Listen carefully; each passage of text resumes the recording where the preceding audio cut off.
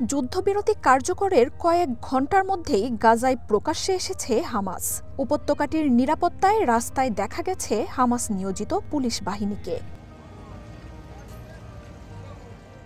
Reuters বলছে, গাজায় দায়িত্বে নামা এসব সদস্য হামাসের অভ্যন্তরীণ নিরাপত্তা সংস্থার। অস্ত্র হাতে অঞ্চলটির গুরুত্বপূর্ণ রাস্তাগুলোতে টহল দিতে দেখা গেছে তাদের।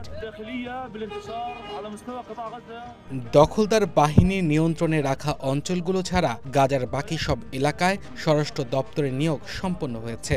জনগণের নিরাপত্তায় জনবহুল জায়গাগুলোতে সবচেয়ে বেশি গুরুত্ব দেওয়া হচ্ছে, যেন মানুষ বুঝতে পারে আইন শৃঙ্খলা পরিস্থিতি ঠিক আছে। কেউই যেন আইনের ঊর্ধ্বে উঠতে না পারে তা নিশ্চিত করব আমরা। আন্তর্জাতিক গণমাধ্যমগুলো জানাচ্ছে, গাজায় এখনও হামাসের শাসনই যে অব্যাহত সেই বার্তাই দিতে চাইছে সংগঠনটি। 2 বছরের যুদ্ধেও দলটির প্রশাসনিক কাঠামো ভেঙে পড়েনি।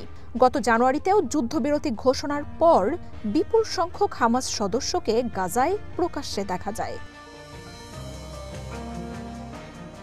যুদ্ধের মধ্যেও অঞ্চলটির প্রশাসনিক দায়িত্ব অক্ষত থাকার কথা জানিয়েছিল আন্তর্জাতিক গণমাধ্যমগুলো। এমনকি গোপনে হামাস কর্মীদের বেতনও পৌঁছে দেয়া হতো। ট্রাম্পের শান্তি পরিকল্পনায় গাজায় অস্ত্রবিরতি চলছে। ইসরায়েলের হামলা বন্ধ, হামাসের হাতে থাকা জিম্মি হস্তান্তর ও ফিলিস্তিনে বন্দীদের মুক্তির সমঝোতা হয়েছে প্রথম ধাপে। তবে এর পরের ধাপেই হামাসের অস্ত্রত্যাগ, অঞ্চলটির শাসনে আন্তর্জাতিক প্রশাসন গঠনের কথা রয়েছে। এরই মধ্যে গাজায় বিদেশিদের শাসন মেনে না নেয়ার ঘোষণা দিয়েছে দলটি। জানিয়েছে অস্ত্র ত্যাগ করবে না তারা। বিপরীতে শান্তি প্রস্তাব মতো হামাস অস্ত্র ত্যাগ না করলে আবারও যুদ্ধের হুঁশিয়ারি দিয়েছেন নেতানিয়াহু। ধ্বংসস্তূপে পরিণত হওয়া গাজায় ফেরত আসছেন লক্ষ লক্ষ উদ্বাস্তু।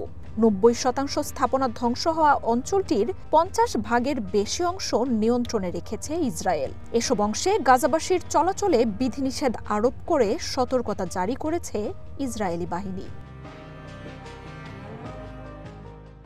মার্জিয়া উপমা, ওয়ান ইন্টারন্যাশনাল ডেস্ক।